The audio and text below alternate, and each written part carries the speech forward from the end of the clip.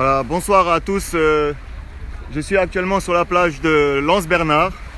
Je suis venu constater l'érosion côtière et l'insalubrité. Et j'en profite pour défendre encore un argument de taille. C'est la force des arbres pour la nature. Et ici, en l'occurrence, c'est la force des arbres qui maintient les falaises contre l'érosion. Et vous allez le voir tout de suite en preuve que la force des arbres, que planter des arbres le long de la falaise au lieu de construire des projets immobiliers sur les falaises, c'est encore mieux donc de laisser les arbres parce que avec leurs racines, ils retiennent la falaise. Donc regardez ici cet arbre-là, c'est un fil à eau. Et regardez l'érosion côtière.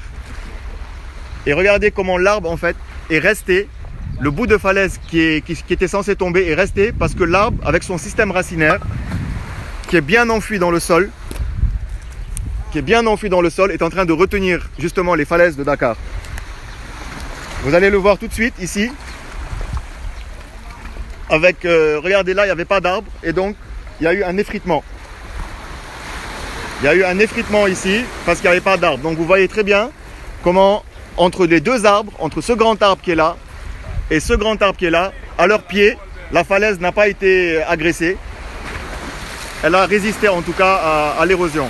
Et là où il n'y a pas d'arbre, on a carrément une avancée, donc un écroulement et une avancée de la mer vers le haut plateau de Dakar. Voilà. Je préfère vous montrer des preuves noir sur blanc en direct et ne pas préparer mes vidéos. C'est sur le tas, c'est pour vous montrer. Regardez là. Ça, c'est un arbre qui était fatigué, un petit arbre qui était fatigué. Lui, regardez en haut la falaise, comment elle a été rongée. Donc là où il n'y a plus d'arbre maintenant, on voit carrément une espèce de baie de la falaise et la mer qui est en train de rentrer. Ici, il y a un arbre. Donc la mer a du mal à rentrer. Ici, il y a un arbre. Vous voyez, la mer a du mal à rentrer. Là, il n'y a pas d'arbre. La mer est en train de rentrer. La falaise est en train de s'effriter. Voilà, et je vais faire le tour. Maintenant, je vais vous montrer un détachement de roches qui a été dû justement à un manque d'arbres. On va faire le tour.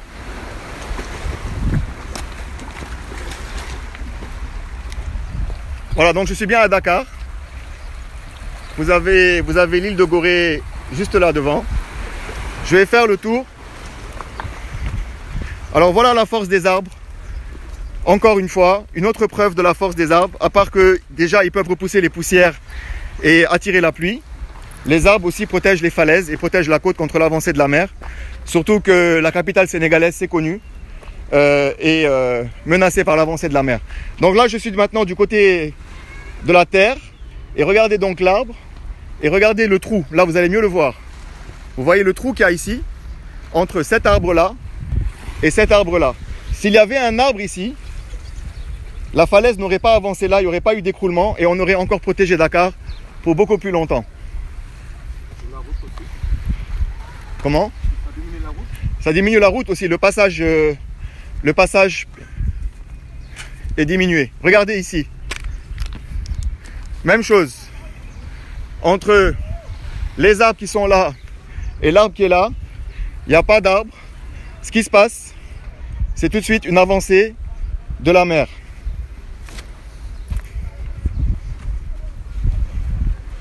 L'arbre là est très important.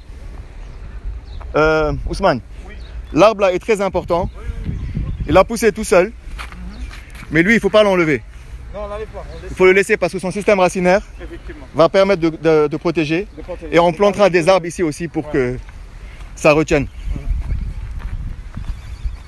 Le bout de falaise qui est tombé, il est où? Là. Donc ici, il n'y a pas de grand arbre. De là-bas jusqu'à là, c'est à peu près une dizaine de mètres. Il n'y a pas d'arbre. Oui. Et là où il n'y a pas de système racinaire, la falaise s'est complètement détachée. Et voilà un bout qui était là il y a quelques années, en 2015, avant la tempête qui était passée ici en 2015, qui avait fait beaucoup de dégâts sur la corniche. Ce gros bloc a cédé. Il était ici au-dessus. Et regardez comment la mer avance. Ça, on le voit ici parce qu'il n'y a pas de sable. La mer, quand elle avance, c'est pas forcément qu'elle frappe sur la falaise. C'est qu'elle creuse par-dessous. Elle creuse par-dessous, elle fait des cavités. Et ensuite, avec le poids de ce qu'il y a dessus, ça s'affaisse et ça s'effondre. Voilà pourquoi je prends mon temps pour expliquer tout ça et que c'est notre pays et qu'on n'en a qu'un seul, on ne peut pas le changer. Et on n'est pas dans un jeu vidéo, on est dans la réalité. Voilà pourquoi j'essaie de faire comprendre à mon échelle, comme je peux, et que tout le monde comprenne qu'aujourd'hui on ne peut pas jouer avec les rivages de la côte sénégalaise. On ne peut pas. Surtout les côtes à falaise, comme c'est le cas pour la presqu'île de Dakar. Donc regardez ici, le bout de falaise, donc je reviens sur mon sujet, le bout de falaise qui a été creusé, il n'y a pas de système racinaire ici. Et regardez là, vous avez des systèmes racinaires encore de petits arbustes, là et là. Et vous voyez que là, en fait, c'est reparti. La mer n'a pas pu couper ce morceau-là. Elle est venue couper là où il n'y avait pas d'arbres. Donc voilà l'intérêt de reboiser des arbres sur les falaises de Dakar. Je voulais vous montrer juste cette petite vidéo qu'on constate ensemble, en direct, de cette superbe côte de la petite corniche de Dakar, qu'on constate l'avancée de la mer et qu'on essaie de voir ensemble comment on peut régler et comment les autorités peuvent nous accompagner. En tout cas, qu'on essaie de partir vers du reboisement intensif avec des arbres à racines profondes pour retenir les falaises. Et vous voyez, quand je vous parlais d'argile, c'est ce type de roche qu'on a sur le haut plateau de Dakar, à quelques mètres du sol, en dessous, au sous-sol. Et cette matière est très soluble par l'eau. Donc celui qui construit en bord de mer, en bord de falaise sur Dakar, dans quelques années, il peut être exposé à de graves catastrophes. Regardez comment ça creuse. Ça, c'est une partie visible. C'est une partie visible. Il y a des parties invisibles.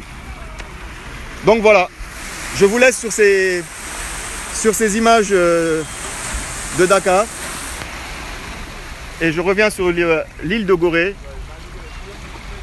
Et on se quitte sur ces images. À bientôt.